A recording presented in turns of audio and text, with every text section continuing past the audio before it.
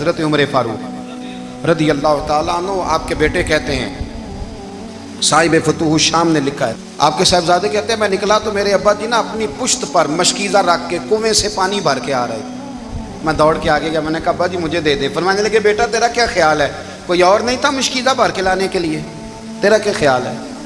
کہا ابا جی بڑے لوگ تھے پر آپ کیوں اٹھا رہے ہیں؟ فرمانے لگے نفس نا ذرا میرا بڑا ہو گیا تھا، اسے ذرا ذلیل کر رہا ہوں، ذرا اپنا محاسبہ کر رہا ہوں، یہ مجھے کہہ رہا تھا تو بڑی چیز ہے، تو میں نا ابھی مشکیزہ گھر رکھ کے آؤں گا، پھر تیری ماں نے مجھے کہا ہے کہ گھر میں لکڑیاں کوئی نہیں جلانے کے، پھر میں جنگل سے لکڑیاں کاٹ کے لاؤں گا۔ امیر المومنین بن کے نا تو میرا نفس تھوڑا بڑا ہو گیا۔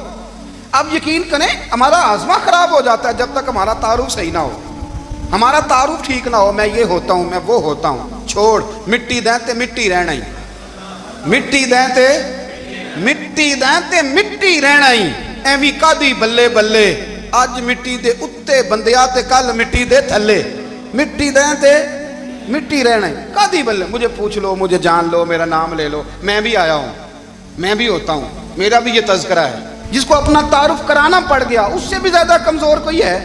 فوٹو میں دکھاتا پھرتا ہے فلانے کے ساتھ فوٹو فلانے، تو کمزور بندے یہ کام کر۔ حضرت عمر فاروق اللہ اکبر، حضرت عمر جیسا بندہ 24 لاکھ مربع میل کا حکمران، اور شاہ روم کو خط لکھ کے کہتا ہے میں منت نہیں کرتا میں حکم دیتا ہوں، نہ تگڑا بندہ۔ جنگ قادسیہ کے لیے حضرت سعد بن ابی وقاص کو بھیجا، فتوح الشام پڑھ کے دیکھیں۔ حضرت عمر بڑے پریشان ہیں، اتنے دن ہو گئے کوئی رپورٹ ہی نہیں آئی، اب تو موبائل ہے نا، ایک ایک منٹ کی رپورٹ لیں آپ، بلکہ آپ ایک ایک منٹ کی فوٹو لیں، آپ رپورٹ تو دور رہ گئی۔ حضرت عمر فاروق رضی اللہ تعالیٰ عنہ بڑے پریشان ہیں کہ قادسیہ میں حضرت سعد بن ابی وقاص کے ساتھ لوگ جہاد کرنے گئے، رپورٹ کوئی نہیں آ رہی، اتنے پریشان تھے کہ باہر نکل کے نا اس رستے پہ بیٹھ جاتے جو رستہ قادسیہ کی طرف سے آتا تھا، جو بھی آتا جاتا پوچھتے جنگ کے کیا حالات ہیں۔ ادھر جب اللہ نے فتح دے دی نا تو حضرت سعد بن ابی وقاص رضی اللہ تعالیٰ عنہ نے ایک قاصد کو خط دے کے بھیجا، کہنے لگے عمر کے پاس جاؤ، انہیں اطلاع دو کہ الحمدللہ اللہ نے اسلام کو فتح عطا کر دی۔ یہ حضرت عمر کو جا کے دینا، وہ بڑے پریشان ہوں گے۔ وہ جو اس زمانے میں اس طرح ہوتا تھا کہ کئی دور دور سے صحابہ جو دوسرے شہروں کے ملکوں کے رہنے والے ہوتے تھے وہ بھی آ کے شامل ہو جاتے تھے جہاد میں، کوئی ایک دفعہ مدینے آیا، کوئی 2 دفعہ آیا، پھر اپنے اپنے علاقوں میں بہت سارے لوگوں نے زیادہ دفعہ حضرت عمر کو دیکھا بھی نہیں تھا۔ وہ جو قاصد خط لے کے آیا تھا نا اس نے ایک آدھ دفعہ دیکھا تھا، حضرت عمر بوڑھے ہو گئے، وہ پہچانتا نہیں تھا، ادھر سے وہ خط لے کے آ گیا۔ حضرت عمر مدینے سے باہر نکل کے اس روڈ پہ بیٹھے تھے جو قادسیہ سے آتا تھا، جب اس آدمی کو آتے دیکھا تو حضرت عمر اٹھ کے کھڑے ہو گئے، فرمانے لگے قادسیہ سے آ رہے ہو؟ وہ کیا کہتا ہے؟ پھٹے پرانے کپڑے، ٹوٹے ہوئے جوتے، سر پہ پرانی پگڑی، کہنے لگے غلام مدینے کے رہنے والے ہو؟ حضرت عمر کہنے لگے ہاں مدینے کا ہوں۔ کہا میں قادسیہ سے آیا ہوں، الحمدللہ اللہ نے اسلام کو فتح دے دی ہے، الحمدللہ کفر کی کمر ٹوٹ گئی ہے۔ اس نے یہ بات کر کے تو گھوڑے کو ایڑی لگائی، گھوڑا دوڑنے لگا مدینے کے، حضرت عمر بھی ساتھ ساتھ دوڑ رہے، فرمانے لگے اچھا بتاؤ خالد بن ولید کا کیا حال ہے؟ تھوڑا آگے جا کے فرمانے لگے اسامہ بن زید کیسے ہے؟ وہ کہتے ہیں ٹھیک ہے۔ پھر اس نے اور گھوڑا، عمر ساتھ ساتھ دوڑ رہے ہیں، ساتھ ساتھ 24 لاکھ مربع میل کا حکمران، ایک جوتا پیر سے نکل گیا، عمر دوڑ رہے ہیں۔ آگے جا کے پوچھتے ہیں سعد بن ابی وقاص کا کیا حال ہے؟ کہا حضور وہ بھی ٹھیک ہے۔ کتنے لوگ میرے شہید ہو گئے مسلمانوں میں سے؟ کہنے لگا صحیح گنتی کا نہیں پتا، یہ لفظ ادا ہوتے ہوتے مدینے کی سرحد آ گئی۔ لوگوں نے عمر کو گھوڑے کے ساتھ دوڑتے دیکھا تو کہا امیر المومنین کیوں دوڑ رہے ہیں؟ وہ غلام چھلانگ لگا کے نیچے آیا، قدموں میں بیٹھ گیا، کہنے لگا حضور آپ نے بتایا ہی نہیں آپ امیر المومنین ہیں۔ آپ فرمانے لگے کیا بتاتا، میں تو اونٹ چرانے والے کا پتر ہوں، کیا بتاتا؟ وہ عمر ہوں جس نے اپنے گناہوں کا حساب دینا ہے، کیا بتاتا؟ جو سعد بن ابی وقاص کو جہاد پہ بھیج کے خود بزدلوں کی طرح گھر میں بیٹھا ہے، کیا بتاتا؟ کوئی حیثیت نہیں، کوئی تو نے اچھا کیا، تو مجاہد تھا، مجھے ساتھ ساتھ دوڑایا، تو نے اچھا کیا۔ جتنے لوگ تھے چیخے مار کے رونے لگے۔ حضرت فاروق اعظم سے کہنے لگے عمر جب تک تیرے جلوے رہیں گے اللہ کامیابیاں ہی عطا فرمائے گا، جب تک تیرا رنگ رہے گا اللہ تعالیٰ نوازتا ہی رہے گا، کچھ نہیں کبھی اپنا آپ ظاہر ہی نہیں کیا۔ بہت بڑے تھے، بہت بڑے تھے حضرت عمر، بڑے تھے۔ حضرت ابو رافع غلام تھے، قرآن پاک بڑا سونا پڑھتے تھے۔ حضرت عمر جب بھی انہیں ملتے کہتے ابو رافع تو عمر سے اچھا ہے، قرآن بڑا شاندار پڑھتا ہے۔ تو وہ کہتے حضور اگر میں قرآن صحیح پڑھتا ہوں تو آپ کو قرآن کی تشریح زیادہ صحیح آتی ہے، آپ بھی تو مجھ سے افضل ہیں. تو آپ فرماتے نہیں پھر بھی تو مجھ سے افضل ہے. کیوں؟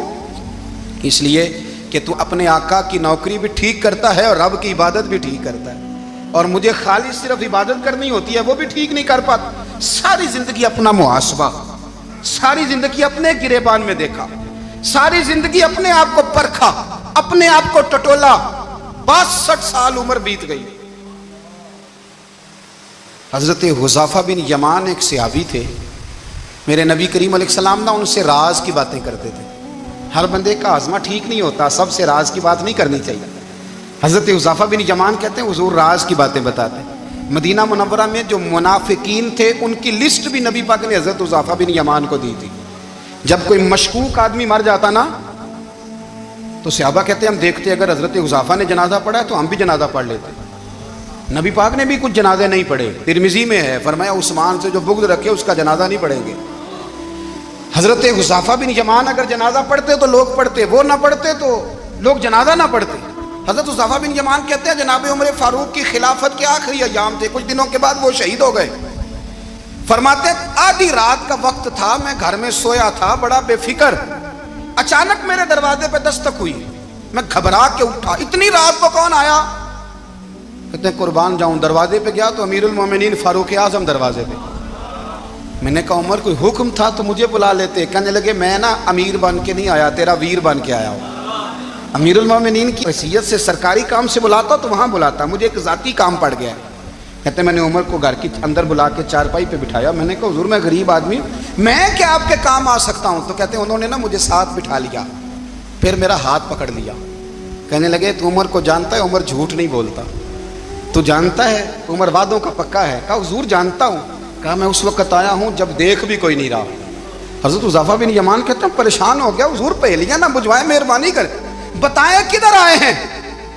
حضرت عمر فاروق فرمانے لگے 62 سال کا ہو گیا ہوں, 63 میں چل رہا ہے, داڑھی سفید ہو گئی ہے, پھل پک گیا, اٹھ فریدہ ستیا, داڑھی آ گئی پور, اگا نیڑے آ گئی, پیچھا رہ گئی دور. اب قبر اشر کا معاملہ صاف نظر آنے لگا ہے.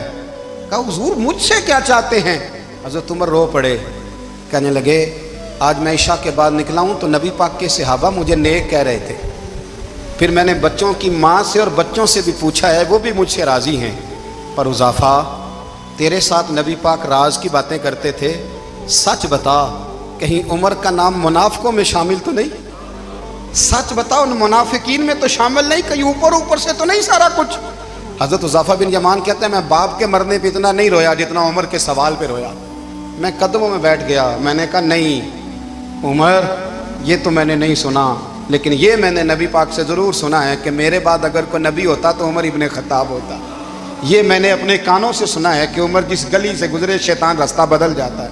یہ میں نے اپنے کانوں سے سنا ہے کہ 950 سال حضرت جبریل جناب عمر کی شان بیان کریں تو پھر بھی بیان نہیں ہو سکتا. یہ میں نے ضرور سنا. دوستو ساری زندگی حضرت عمر نے اگر دوسروں کا محاسبہ کیا تو اپنا اور اپنے بچوں کا بھی کڑا خیال رکھا, اپنی ذات پر بڑی توجہ دی. جو لوگ اپنا بھول جاتے ہیں نا, ہمیں اپنی صحت کا بڑا خیال ہے لیکن اپنی روحانی زندگی کا کوئی خیال نہیں ہے, قلبی زندگی کا کوئی تصور نہیں ہے. آپ یقین کریں موٹا آدمی کمزور ہونے کے لیے جدوجہد کر رہا ہے, کمزور طاقتور ہونے کے لیے, لیکن جس کو کتنے دن بیت گئے اللہ رسول کی یاد میں رویا ہی نہیں, کتنے دن بیت گئے نعت سننے کو دل ہی نہیں چاہا, جسے مہینوں بیت گئے اور قرآن پاک کی طرف نظر ہی نہیں گئی, وہ فکر مند ہی نہیں. زندگی زندہ دلی کا نام ہے, مردہ دل کیا خاک جیا کرتے ہیں. بھائی حضرت عمر کی زندگی دور حاضر میں ہمیں یہ سبق دیتی ہے کہ کڑی نگرانی رکھو اپنے پودوں کی, کڑا خیال رکھو اپنے ذاتی باغ کا, اور یہ جو تمہارے دل کی دنیا ہے یہ تمہاری روح کی زندگی ہے, اس کا محاسبہ کرتے رہو. نبی کریم علیہ السلام نے فرمایا اپنا حساب خود کر لو قبل اس کے کہ تمہارا حساب کیا جائے. اپنا حساب, ہم ساری دنیا کا حساب کرتے پھرتے ہیں, کوئی کہاں سے کماتا ہے کہاں کھاتا ہے, پر اپنا حساب حضور نے فرمایا حساب کر لو قبل اس سے کہ تمہارا حساب. مولا علی فرماتے ہیں نماز پڑھ لو قبل اس کے کہ تمہاری نماز پڑھی جائے. اپنا محاسبہ کریں, تھوڑا سا نا اوپر دائیں بائیں دیکھنے کی بجائے تھوڑی سی گردن جھکا کے نا, درویش کہتے ہیں برے بندے نو میں لبن ٹریا, تے جگ تے ملیا نہ کوئی، اپنے اندر چاتی پائی تے میتھوں برا نہ کوئی۔ حضرت عمر فاروق رضی اللہ تعالیٰ عنہ نا باہر والوں کا بھی بڑا سخت حساب کرتے تھے، بڑا۔ ایک گورنر صاحب نے لباس بڑا شاندار پہننا شروع کر دیا تھا تو حضرت عمر نے اتروا کے نا تو انہیں ٹاٹ کا لباس پہنا کے تو اونٹ چرانے کی ڈیوٹی دے دی تھی، اتنا سخت احتساب کرتے۔ کسائی کی دکان پر بھی 1-2 گھنٹے کھڑے ہوتے تھے، جو آدمی مسلسل 2 دن گوشت خریدتا تھا نا، فرماتے تھے اس کا ٹیکس بڑھا دو، لوگوں کو دال نہیں مل رہی اور یہ روز گوشت کھاتا ہے۔ حضرت فاروق اعظم، اس کو جزیہ کہا جاتا تھا، یا کچھ اور معاملات ہوتے تھے بڑھا دیتے تھے۔ مسلسل جو 2 دن آدمی گوشت کھاتا تھا، فرماتے تھے مدینے میں غربت ہے، اگر یہ والا نظام تم کرو گے تو غریب لوگ کس کی طرف دیکھیں گے۔ لیکن اس سے زیادہ بڑھ کر جو ان کی زندگی کا معیار اور سٹیٹس تھا وہ یہ تھا کہ اپنے گھر کا خاص خیال رکھتے، خاص توجہ کرتے۔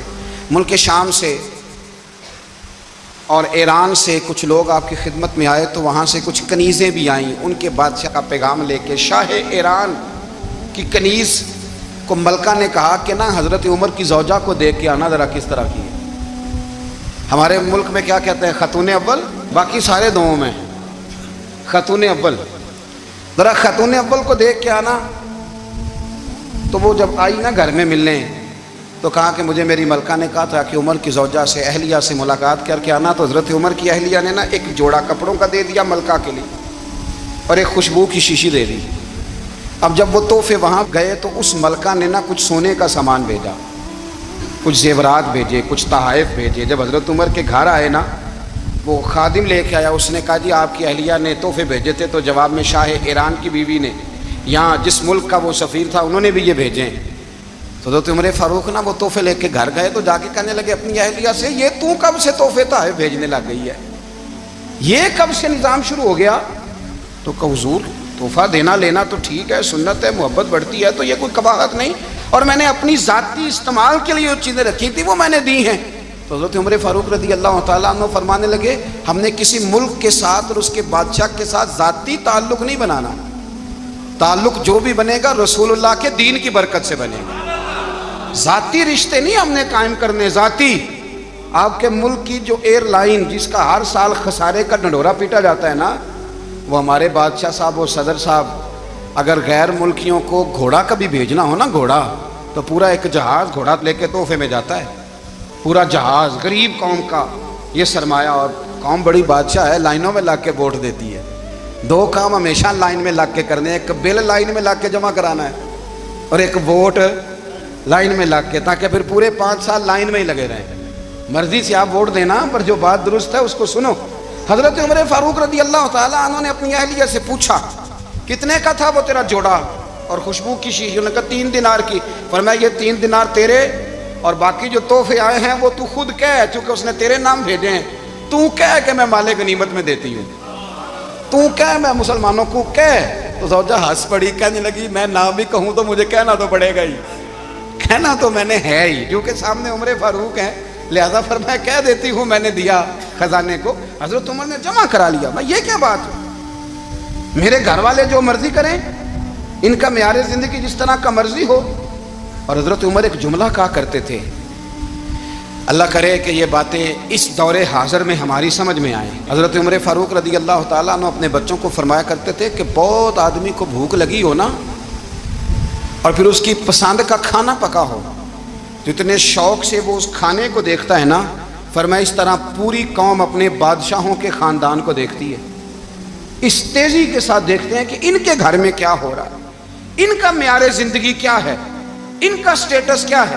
آپ کے بچے دونوں کاروبار کے لیے مصر گئے، ایک بہت بڑا قافلہ گیا مدینے سے مصر تجارت کے لیے، تو یہ گئے تجارت کے لیے، تو حضرت عبداللہ ابن عمر اور حضرت عبید اللہ ابن عمر، حضرت عمر کے دونوں بیٹے گئے۔ جناب عمر فاروق کے بچے جب وہاں پہنچے تو مصر کے گورنر نے نا لوگوں کو تعارف کرایا کہ یہ عمر فاروق کے بیٹے ہیں۔ ایک چھوٹی سی بات کر دوں، یہ چودھری کے بیٹے کو کون بتاتا ہے کہ تو چودھری کا بیٹا ہے؟ باہر والے بتاتے ہیں، گھر والے۔ اور سیٹھ صاحب کے بیٹے کو کون بتاتا ہے کہ تو سیٹھ صاحب کا بیٹا ہے؟ اور مالک کو کون بتاتا ہے کہ تو مالک کا بیٹا ہے اور یہ کرایہ دار ہے؟ یہ کون بتاتا ہے؟ یہ سوچ ہم دیتے ہیں بچوں کو، چودھری اور کمی کی سوچ، امیر اور غریب کی سوچ، مالک اور کرایہ دار کی سوچ، گھر کے مالک کی اور کام کرنے والے کی سوچ، یہ ہم دیتے ہیں۔ یاد رکھنا، یہ ہم دیتے ہیں، یہ ہمارا مزاج ہے، یہ باہر سے نہیں آتی۔ تو کوئی شہزادہ ہے، تو سیٹھ ہے، تو نواب ہے، یہ سوچ باہر سے نہیں آتی. یہ اماں سوچ دیتی ہے، اماں، یہ ابا سوچ دیتا ہے. اور پھر جب تباہی اترتی ہے تو اس کے ذمہ دار بھی باہر والے نہیں ہوتے، گھر والے ہوتے ہیں. گھر والے. ہمارے بچوں کی طبیعتوں پر زیادہ نقش باہر والوں کا نہیں ہوتا، گھر والوں کا ہوتا ہے. یاد رکھیے گا. حضرت عمر فاروق رضی اللہ، بچے ہیں، شہزادے ہیں، وہ کاروبار کرنے گئے اور وہاں بتایا گورنر صاحب نے کہ یہ فاروق اعظم کے بچے امیر المومنین کے. لوگوں نے ان سے زیادہ مال خریدا، تجارت میں زیادہ نفع ہوا. ظاہر ہے کہ وہ آپ کے جو اللہ خیر کرے حکمران ہیں، ان کے کاروبار کتنے ملکوں میں ہیں، کس بنیاد پر ہیں؟ وہ صرف اس بنیاد پر کہ وہ حکمران رہے، ان کے لیے آسان تھا بڑے لوگوں سے تعلقات بنانا. حضرت عمر فاروق رضی اللہ تعالیٰ عنہ کے بچے ڈھیروں مال کما کے جب واپس آئے نا، تو حضرت عمر سے آ کے بچوں نے بطور محبت کا، ابا جی اللہ نے بڑا ہی فضل کیا ہے، بڑا مال کمایا الحمدللہ، یہ دیکھیں کتنا نوازا ہے. تو حضرت عمر کہنے لگے سارے قافلے نے اتنا ہی کمایا ہے، سارے قافلے نے اتنا ہی کمایا ہے؟ کہ حضور نہیں، سارے قافلے نے اتنا نہیں کمایا، سب کو اتنا نہیں ملا. وہ تو وہاں گورنر صاحب نے لوگوں کو تعارف کرایا تھا کہ یہ عمر کے بچے ہیں، تو لوگوں نے پھر ہم سے بڑا ہی خریدا. تو حضرت عمر فرمانے لگے ٹھیک ہو گیا، میں بات سمجھ گیا. اس طرح کرو، جو تمہاری اصل زر تھی نا، جو راز تھی، وہ رکھ لو اور باقی سارا مال مال خزانہ میں جمع کرا دو. اس لیے کہ یہ تم نے تجارت نہیں کی، یہ تم نے اپنے باپ کا نام بیچا ہے، یہ تم نے امیر المومنین کے بیٹے ہونے کا فائدہ اٹھایا ہے. فرمایا یہ تمہارا نہیں حق، یہ مسلمانوں کا ہے. اس لیے کہ یہ مال تم نے محنت سے نہیں کمایا، یہ باپ کی کرسی کا فائدہ اٹھایا ہے. اور فرمایا اگر تم نے مال جمع نہ کرایا تو میں مال بھی لے لوں گا زبردستی اور کوڑے بھی ماروں گا، ڈبل سزا دوں گا. مرضی سے جمع کراؤ گے تو کوڑوں سے بچ جاؤ گے. بڑے بیٹے نے تو جمع کرا دیا، تو چھوٹا تھوڑا پریشان ہوا.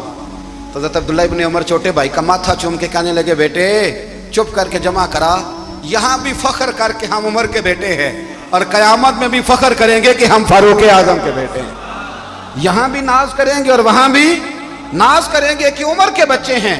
ہمارے باپ نے خود بھی حلال ہی کھایا ہے، اور جب ہماری کمانے کی باری آئی ہے تو ہمیں حکم بھی حلال کھانے کا دیا. بھائی ہمارا مزاج نہیں.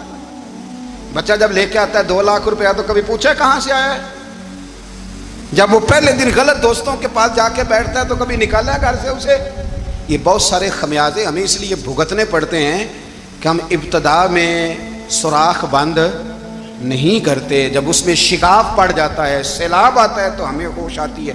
حضرت عمر نے اپنے گھر میں نگرانی رکھی، کڑی نگرانی. زیادہ نماز گھر میں پڑھتے تھے حضرت عمر، نفلی نمازیں زیادہ کیوں بلا؟ میرے اساتذہ مجھے حکم دیتے تھے کہ فرض نماز کے علاوہ نمازیں گھر میں پڑھنا، بچوں کو عادت پڑے گی، ذوق پیدا ہوگا، ان کو پتہ چلے گا کہ ہمارے گھر میں 5 وقت کوئی اور کام بھی ہوتا ہے. بھائی یاد رکھیں کہ آپ نے اگر سجدہ کرنا ہے تو بچہ لیٹ جائے گا، اسے پتہ کوئی نہیں سجدہ کیا ہے.